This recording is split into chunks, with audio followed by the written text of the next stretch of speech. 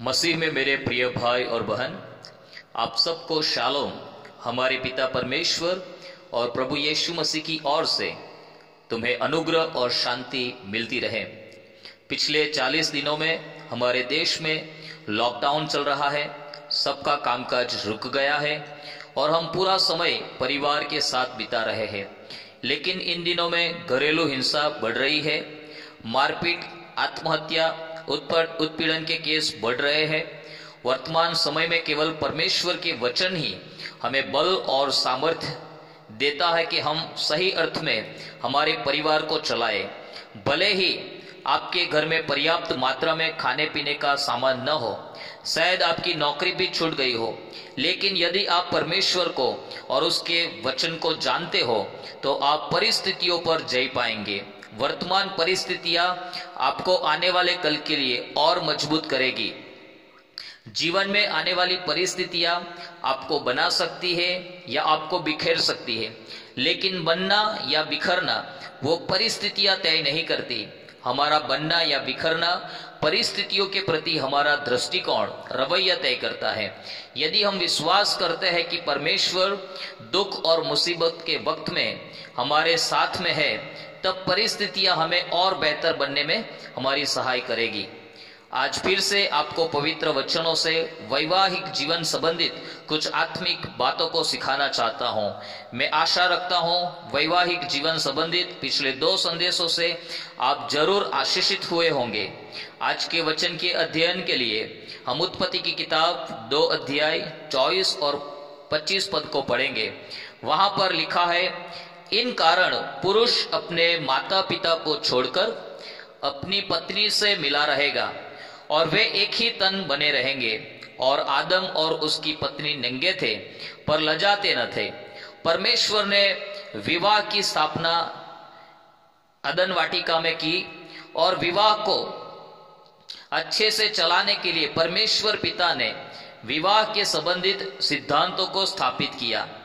यदि आप परमेश्वर के सिद्धांतों पर चलते हैं तो आपका वैवाहिक जीवन और परिवार निश्चित रूप से आशीषित हो जाएगा। इन पदों में से आज हम एक सिद्धांत को सीखेंगे। सबसे पहला सिद्धांत हमें 2 अध्याय 24 पद में मिलता है, जहां पर लिखा है, इस कारण पुरुष अपने माता पिता को छोड़कर अपनी पत्नी से मिला रहेगा। यहाँ पर पहला सिद्धांत है, पुरुष अपने माता पिता को छोड़े। इस सिद्धांत को हमें ठीक से समझना है। यदि यह वचन हम ठीक से नहीं समझे और इसका गलत अर्थ निकाले तो हम हमारे माता के दुख देने वाले बन जाएंगे। जैसे मैंने संदेश में सिखाया कि परमेश्वर ने परिवार को एक क्रम में रखा है और वह क्रम है पति, पत्नी और बच्चे। जब बच्चे बड़े हो जाते हैं और उनकी भी शादी हो जाती है तो फिर वो इस क्रम से मुक्त होकर अपने परिवार के क्रम में स्थान प्राप्त करते हैं। माँ बाप को छोड़ना यह आपकी प्राथमिकता को बदलता है, परिवार में आपके क्रम में बदलाव लाता है। पहले आप किसी के लड़के या लड़की थे, लेकिन शादी के बाद अब आपका भी नया परिवार स्थापित हुआ और उस परिवार का सिर पति है। और अब शादी के बाद में हरेक छोटी छोटी बातों के लिए अपने माँ बाप को पूछने जाओ, यह सही नहीं है। आज अधिक परिवार टूटने के लिए माँ बाप, सास ससुर जिम्मेदार है, क्योंकि वे परमेश्वर के वचन के आधार पर नहीं चलते। माँ बाप शादी के बाद में भी अपने बच्चों को अपने जीवन के निर्णय को उन्हें साथ या उन्हें स्वयं लेने के लिए प्रोत्साहित नहीं करते। परिवारों में शादी के बाद पति अपनी पत्नी को माँ बाप की अनुमति के बिना घूमने भी नहीं ले जा सकता। अरे वो तो छोड़ो, यदि बाजार में 10 रुपये की पकौड़ी खाने के लिए भी नहीं ले जा सकता। अपनी पत्नी के लिए कुछ सरप्राइज गिफ्ट खरीद के नहीं ला सकता। और यदि उसने अपने माता पिता की अनुमति के बिना ऐसा किया तो घर में लड़ाई शुरू। सास बहू की बहुत पुरानी दुश्मनी है, सांप और नेवले के समान।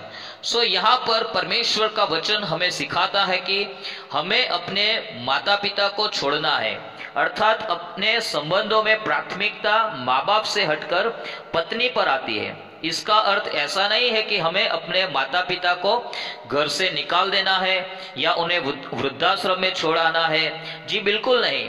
हमारे माता पिता का हम पर बहुत बड़ा कर्ज है।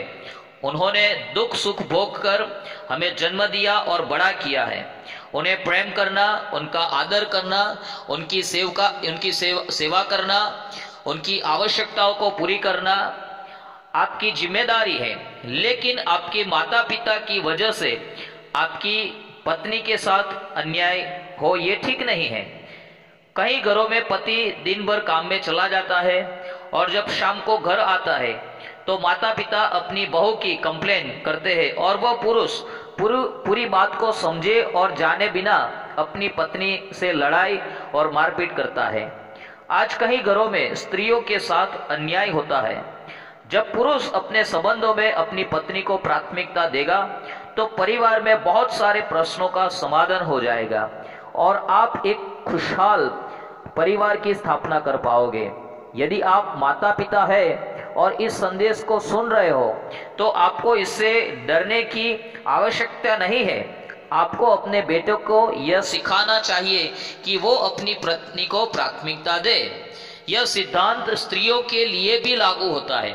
भजन संहिता उसका 45 चैप्टर 10 पद में, भजन संहिता 45 अध्याय 10 पद में लिखा है, हे राजकुमारी सुन, कान लगाकर ध्यान दे, अपने लोगों और अपने पिता के घर को भूल जा।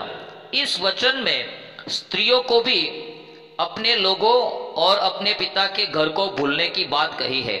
इसका अर्थ यह नहीं है कि स्त्री शादी के बाद कभी अपने लोगों को याद नहीं कर सकती या अपने मायके नहीं जा सकती, अपने माँ बाप के साथ रह नहीं सकती।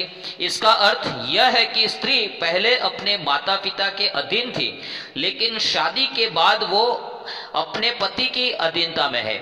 अब उसे अपने माता पिता से बढ़कर प्रायोरिटी अपने पति को देना चाहिए, इस नए रिश्तों को देना चाहिए। आज ऐसे कई परिवार हैं जहां पर स्त्री शादी के बाद शादी करके ससुराल में आती है, लेकिन ससुराल में भी वो वही करती है जो उसके माता पिता उसे सिखाते रहते हैं। अर्थात शादी के बाद में भी ससुराल का रिमोट कंट्रोल मायके वालों के हाथ में। ऐसे परिवारों में भी पति पत्नी के बीच अक्सर झगड़े होते रहते हैं। यह भी ठीक नहीं है। शादी के बाद आपको अपने पति को प्राथमिकता देने, उनका सम्मान करना, उनको अधीन रहना आवश्यक है। जब पति और पत्नी के बीच में इस प्रकार की समझ रहेगी तभी वह परिवार आशीषित रहेगा और ये परमेश्वर के वचन के आधार पर है। पति पत्नी एक दूसरे के माता पिता का आदर करे, उनसे प्रेम रखे, उनकी सेवा करे, उनकी जरूरतों को पूरा करे, लेकिन आप दोनों के जीवन की हर एक बातों में उन्हें दखल अंदाजी करने न दे। जरूर पड़ने पर उनसे सलाह ले। उनके अनुभव आपको बेहतर परिवार बनने में सहायता कर सकते हैं। आप अपने माता पिता से इस संबंध में प्यार से बात करें। लेकिन आज जो परमेश्वर का वचन हमें सिखाता है कि इस कारण पुरुष अपने माता पिता को छोड़कर अपनी पत्नी को में लगे रहे, तो ये सिद्धांत हमें सीखना बहुत ही जरूरी है। प्राथमिकता चेंज होती है। तो आज मैं आपसे ये बात कर रहा हूँ, ये पहला सिद्धांत सिखा रहा हूँ। कल और सिद्धांतों के बारे में हम बात करेंगे। लेकिन यदि आज ये वचन के द्वारा आपको ऐसा लग रहा है कि आपके माँ बाप के कारण आपके परिवारों में बहुत सारे झगड़े हो रहे हैं, तो हो सकता है कि आपने परमेश्वर के इस वचन को नहीं समझा है और पति पत्नी जो प्रायोरिटी एक दूसरे को देना चाहिए वो नहीं दे पा रहे हैं, और आप अभी भी वही पति पत्नी और बच्चों जो थर्ड कैटेगरी आपका था, तीसरा, उसी स्थान में अभी तक आप पड़े हो। शादी के बाद परमेश्वर ने आपको नए क्रम में स्थापित किया है, उस क्रम में अभी तक आप नहीं नहीं आए हो, इसलिए ये सारी परेशानियों का सामना आज आपको करना पड़ रहा है।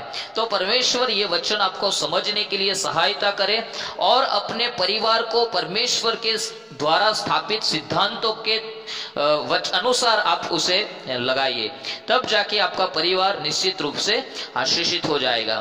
तो ये जो मैं बात बोल रहा हूँ थोड़ी समझने में कड़वी है, हार्ड है समझने के लिए, लेकिन मैं आशा करता हूं कि ये संदेश का आप गलत अर्थ नहीं निकालोगे, लेकिन आप इस वचन के द्वारा अपने परिवार को परमेश्वर के वचन के आधार पर करने का प्रयास करोगे। प्रभु ये वचन को समझने के लिए आपको सहायता करे। आइए हम प्रार्थना करें। सर्वशक्तिमान पिता परमेश्वर, हम आपका धन्यवाद करते हैं क्योंकि आपने परिवार की स्थापना की है। पति और पत्नी के लिए आपने कुछ सिद्धांतों को स्थापित किया है और उसमें आज हमने पहले सिद्धांत को देखा कि पुरुष अपने माँ बाप को छोड़कर अपनी पत्नी के साथ में बने रहे। मेरे पिता परमेश्वर, मैं प्रार्थना करता हूं कि हम एक ऐसे समाज में, एक ऐसे देश में रहते हैं जहां पर ये वचन हमें थोड़े समझने में कठिन लग रहे हैं, लेकिन मैं प्रार्थना करता हूं हम सबको ये अनुग्रह दे ताकि हम इस वचन को समझे। मैं हर एक उन माँ बाप के लिए प्रार्थना करता हूं जिनके बेटे बड़े हो गए, शादी हुई है, फिर भी वो परिवार को कंट्रोल कर रहे हैं। पिता परमेश्वर उनको ऐसा सहायता करे ताकि वो अपने बच्चों को स्वतंत्रता देने पाए। पिता परमेश्वर, मैं हर एक पुरुष के लिए प्रार्थना करता हूं कि वो इस बात को समझे और अपने संबंधों में प्रायोरिटी को माता पिता से हट करके अपनी पत्नी के प्रति प्राथमिकता देने वाला बने, ताकि आपके द्वारा स्थापित एक परिवार की रचना हो सके। प्रभु यीशु के नाम से ये प्रार्थना को करते हैं, सुने और कबूल करे पिता, आमीन।